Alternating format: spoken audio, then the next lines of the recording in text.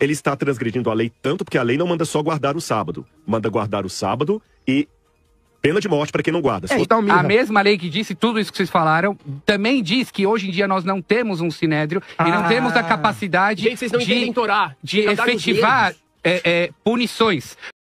Aqui eu entro. Como que não existe a punição, a sanção? Como não existe? Se assim você o diz, então você estaria defendendo a anomia. Ou seja, não a lei. Porque qualquer calouro do direito sabe que a lei ela é formada por um tripé. São as normas, os princípios e as penas. As penas aqui são as sanções. É a sanção que vai dar o caráter educativo. Se você tira qualquer um desse tripé aqui, não há lei. Não existe a lei.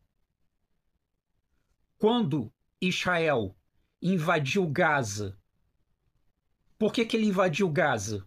Porque sequestraram os judeus, mataram os judeus.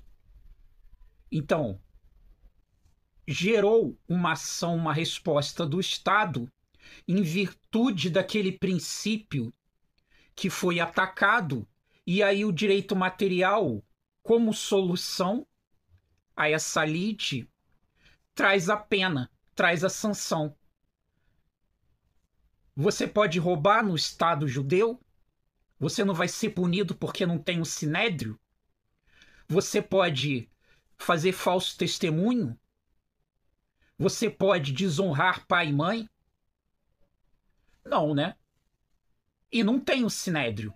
Agora, por que pode violar o sábado e não tem a punição? Por que não pune os violadores do sábado? Vocês percebem? Vocês percebem isso? Por que não é punido? Não é punido porque o sábado ele não tem um caráter moral. O sábado ele é cerimonial. Vocês percebem como o sábado não tem a mesma força? Então a lei ela é formada por princípios, as normas. O princípio ele fica vagando. O princípio é universal. O princípio é aquilo que gera o constrangimento no homem. José do Egito, antes de Moisés, quando ainda não havia a Torá, a mulher do seu patrão o seduziu, ele se sentiu compelido a deitar com a mulher do patrão porque ela era muito atraente. O princípio foi aquele gatilho da consciência, foi ativado, que isso seria adultério, ele estaria deitando com a mulher do patrão, e o que o coagiu a agir? Não, se eu deitar com a mulher do patrão, eu serei morto. Então veja aí, o princípio, que é ele deitar com a mulher do próximo, esse é o princípio, que enquadra no fato típico de adultério. Na lei material, o princípio regulado na lei material e a sanção, ser morto. Então a sanção, ela vai dar o caráter educativo. Ah, mas se tem amor de verdade, você não precisa do caráter educativo que faz por amor. Vai nessa, meu irmão. Vai nessa. Então não tem para onde correr.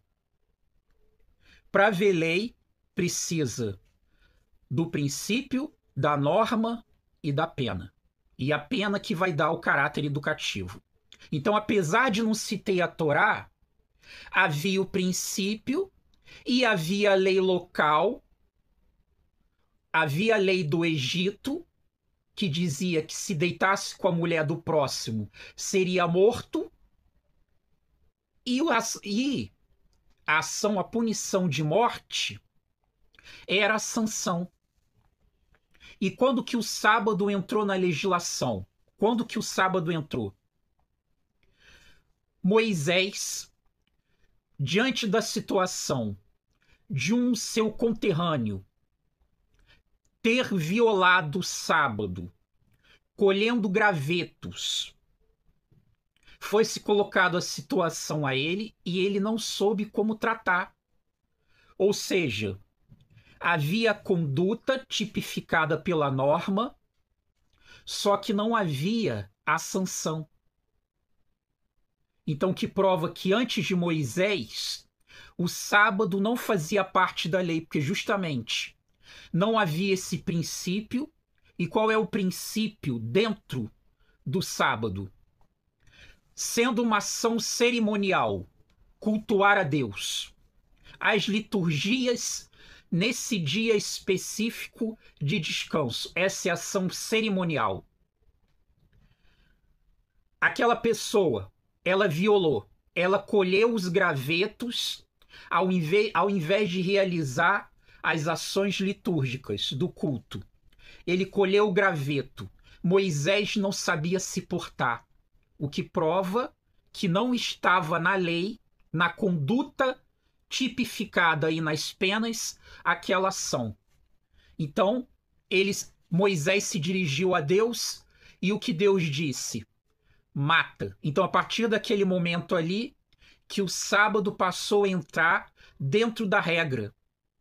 Agora, a partir do momento, quando não se tem mais o sinédrio, a partir do momento, quando não se tem mais o sinédrio, e aí se passou a não ter mais essa condição de punição, então não se tem mais o sábado.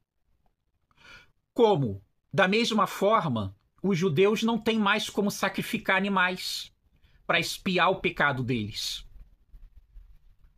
Eles não têm mais como realizar as oferendas. Eles não têm como mais realizar essas ações.